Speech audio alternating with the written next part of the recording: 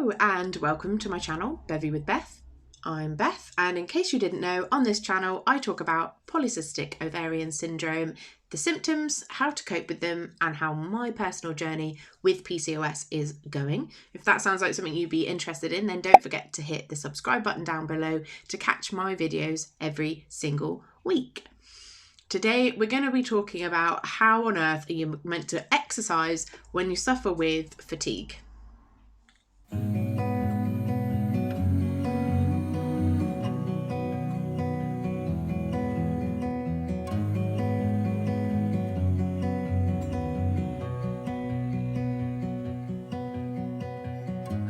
Into your eyes, I see we're out of time.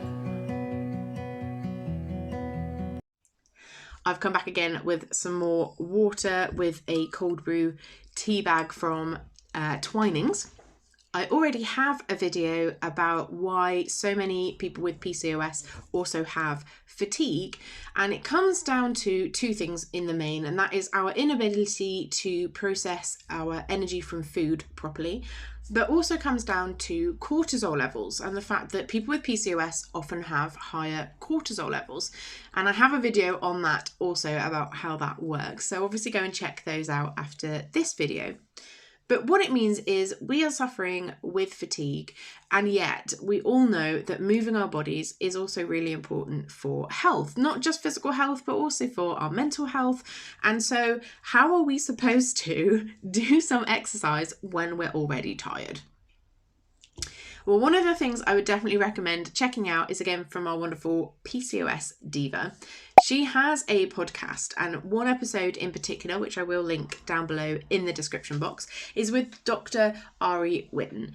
And he talks a lot about fatigue in general for many people, but also for people with PCOS, and what some of the things we can do to help out our bodies to overcome some of that fatigue. But in this video, we want to talk about how to exercise when we also have fatigue. Chronic fatigue is something that I've suffered with for many years from my other conditions outside of PCOS. So I have a few hint, tips and tricks for you on this one. So the first one is to understand that heightening cortisol levels is not the way to go. So doing high intensity workouts is almost the worst thing that we can do. Although it is a very good idea in general because it's quick, it's easy to do at home, and it gets your body moving in a way that doesn't mean you have to pay out for a gym. It isn't going to help us when our cortisol levels are already high. We do a workout and stress our body, literally stress our bodies out, which for most people, they can cope with that and is in fact a good thing because it builds up their resistance. But when we're already weak, to then go in and do heavy workouts, to do short, sharp exercises with our body is just not going to be the best thing.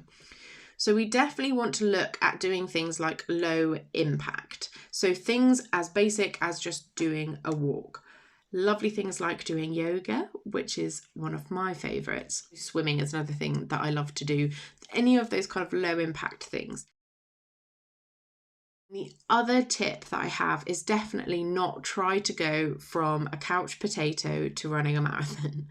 To do a little bit of exercise will be more than enough. But then the next day you can do a little bit more. And the next week you can do twice as much. And the next month you're doing a whole different exercise because you've got your energy levels back up and running. If currently you are working out but you're finding that you're getting extreme fatigue afterwards, maybe a lot of muscle pain, or maybe you have not done any exercise because you know that is what's going to happen, then go back to basics. Start with a simple 10-minute walk at the end of your day or at the beginning of your day, whenever it fits in with you.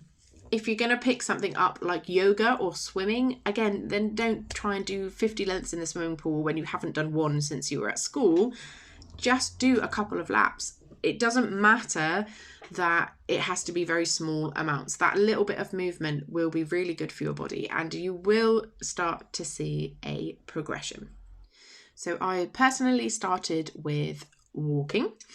It was something that I had to do because I can't drive.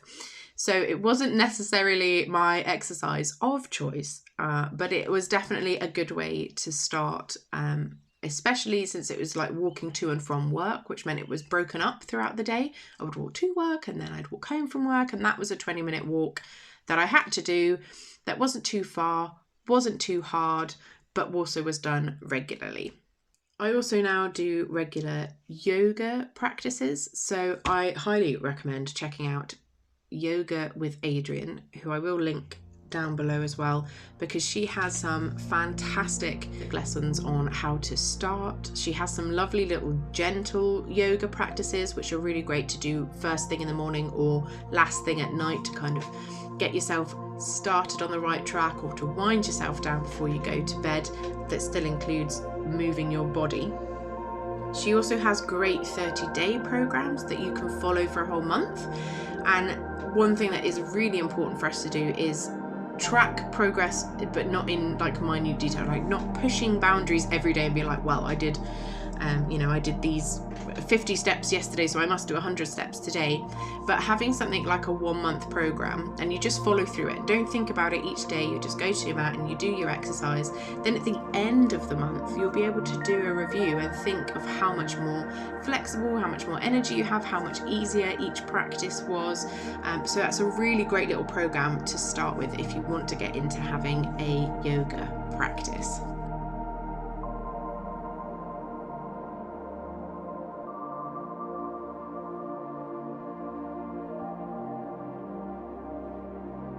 Whilst being tired is definitely a big part of PCOS, it doesn't mean it's impossible to do exercise. And the main reason we want to do exercise is because it will help us to feel less tired. It feels counterproductive, but trust me, after, the last 3 years of trying to change my exercise program, and now be at a point where the walks and the yoga that I want to do is no longer impossible. An amazing thing to look back and see how far you've come. So I know that you can do it as well. I wish you all the best with your yoga, walking, exercise, fatigue busting journey. If you've gotten some ideas from this video, then leave me a comment down below to let me know what it is you would like to try. And obviously, if you liked the video, don't forget to give it a thumbs up, because it means so much to me to know that what I'm putting out there is being enjoyed by you. Thank you so much for watching, and I'll see you in the next one.